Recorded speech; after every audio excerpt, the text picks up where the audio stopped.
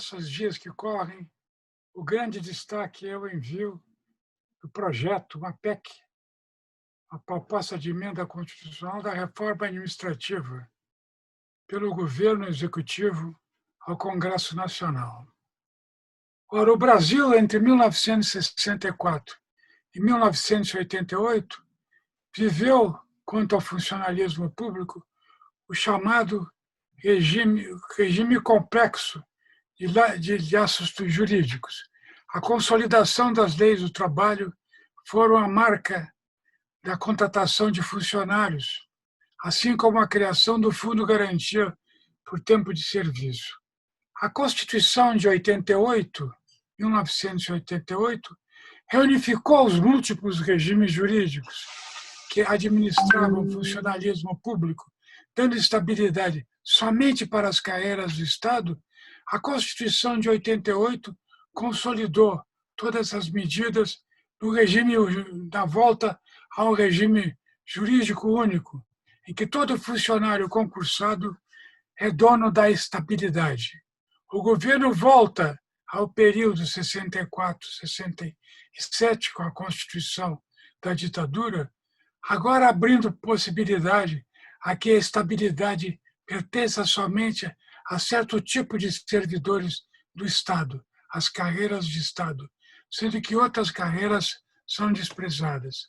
Além do que, a remessa ao Congresso do projeto de reforma administrativa deixa de fora os militares, o poder judiciário e o poder legislativo, justamente onde se dão as maiores incidências de salários médios altos e salários medianos altíssimos, especialmente no judiciário.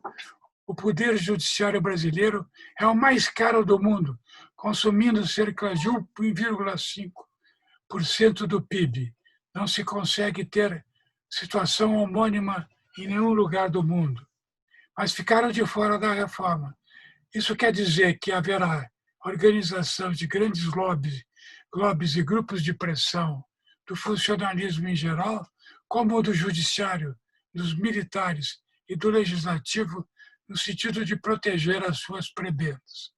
De qualquer forma, uma reforma que se arvora o direito de mudar o país daqui a 10 ou 20 anos. Pouco tem a ver com a imediacidade das medidas a serem tomadas.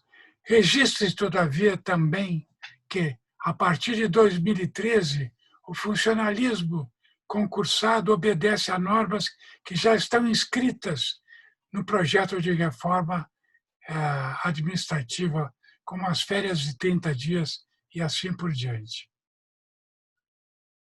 Então, é um período de grande negociação e de grande agitação que teremos pela frente, até a discussão de projetos de lei específicos que visem concretizar a reforma administrativa tal como foi mandada. Minha previsão é que dificilmente isso se dará nos grandes termos propostos pelo Ministério da Economia. Uma outra questão importante está à espera da sanção do presidente Jair Bolsonaro, que é um fato em si estupendamente fantástico, que é a existência de dívidas fiscais, tributos gerais, nas igrejas, junto ao fisco nacional. A dívida consolidada chega a R$ 1 bilhão. O Congresso Nacional, condicionado pela presença de inúmeros grupos evangélicos e religiosos confessionais, aprovou, em 2 instâncias, a anistia da dívida. Cabe ao presidente sancioná-lo ou não. O Ministério de Economia tem se manifestado contra e, aparentemente, Bolsonaro sancionará positivamente a anistia dessa majestosa dívida das igrejas junto à Receita Federal.